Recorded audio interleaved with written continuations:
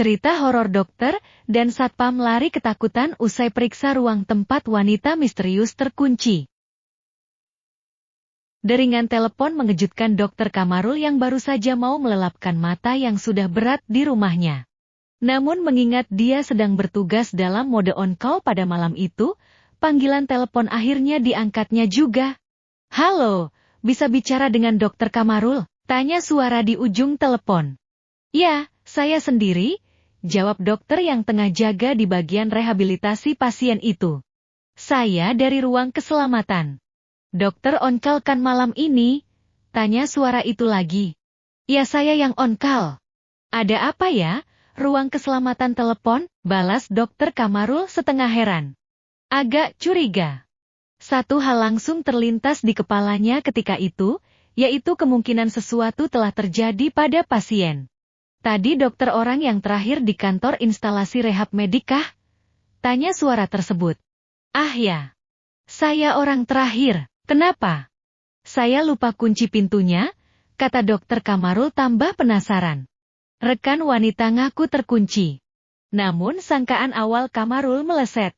Menurut Satpam Ruang Keselamatan, mereka menerima panggilan telepon misterius. Telepon itu datang dari seorang rekan wanita yang memberitahu dia terkunci di dalam instalasi rehab medik.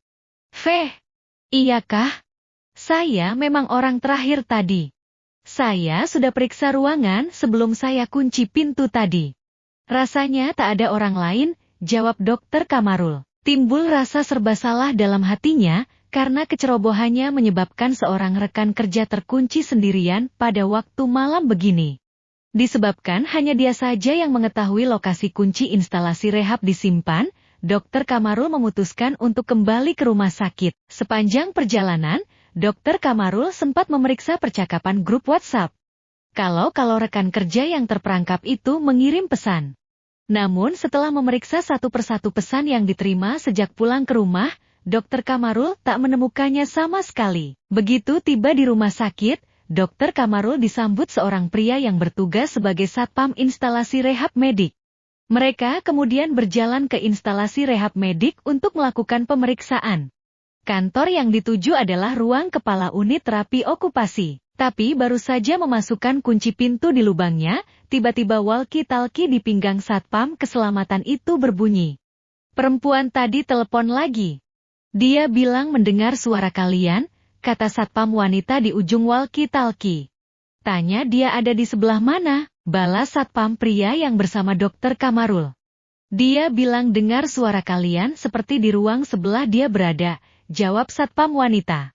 Dokter Kamarul dan satpam yang bersamanya kemudian berjalan ke kantor sebelahnya yang merupakan ruang kepala unit terapi fisioterapi. Setelah memutar anak kuncinya, Dokter Kamarul mendorong daun pintu ruangan itu luas-luas. Dia sudah siap untuk meminta maaf kepada wanita yang terperangkap dalam ruangan itu karena kecerobohannya. Namun dua orang itu keheranan apabila ruang kantor tersebut kosong dan sepi. Tidak ada tanda-tanda seseorang berada di dalamnya. Dokter Kamarul menyalakan lampu, dan mata keduanya segera menyapu setiap sudut kantor untuk mencari keberadaan orang yang katanya terkunci itu. Sejenak Dokter Kamarul sempat merasa aneh melihat gagang telepon tidak berada di tempatnya, dan hanya terjuntai ke bawah meja. Hatinya sudah merasa kurang enak. Saat asyik bergulat dengan pikirannya, Dokter Kamarul dikejutkan oleh bunyi walkie-talkie di pinggang satpam yang bersamanya.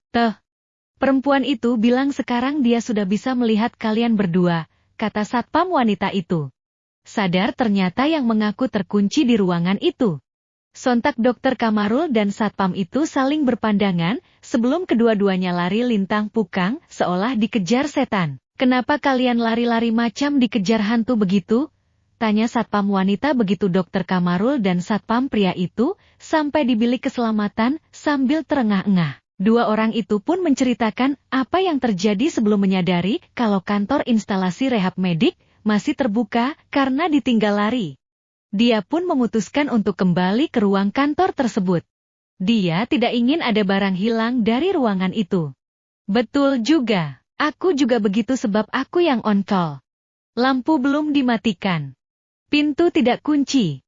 Aku yang patut bertanggung jawab kunci kantor hari ini," jawab Dokter Kamarul. Dengan ditemani 2 satpam, Dr. Kamarul kembali berjalan ke instalasi rehab medik untuk kedua kalinya. Tapi kejadian seram ternyata masih menghantuinya. Aneh, gagang telepon kembali ke posisi normalnya. Begitu tiba di kantor dan memeriksa keadaannya, Dr. Kamarul merasa heran. Tak ada barang yang hilang, tapi gagang telepon di ruang kepala unit terapi fisioterapi sudah kembali normal pada posisinya. Setelah mematikan lampu dan mengunci ruangan kantor, mereka kembali ke bilik keselamatan dan mengobrol soal kejadian aneh malam itu. Tiba-tiba, telepon di ruang bilik keselamatan berdering. Saat diangkat, terdengar suara wanita yang mengaku terkunci tadi. Wanita itu hanya mengucapkan, "Terima kasih." Disusul suara derai tawa menyeramkan sebelum satpam menutup telepon cepat-cepat. Siapa gerangan penelepon misteri yang mengaku terkunci itu? Serta-merta semua yang ada di ruang bilik keselamatan berhenti bercerita. Bulu Roma masing-masing tegak berdiri, masing-masing terpaku dan berpikir siapa gerangan penelepon misteri yang terkunci dalam kantor di instalasi rehab medik itu. Entah makhluk apa yang mereka lepaskan dari ruang kantor itu tadi. Namun tidak ada yang bisa menjawab, semuanya hanya mampu membisu. Terima kasih mendengar kisah ini, sila like and subscribe channel ini.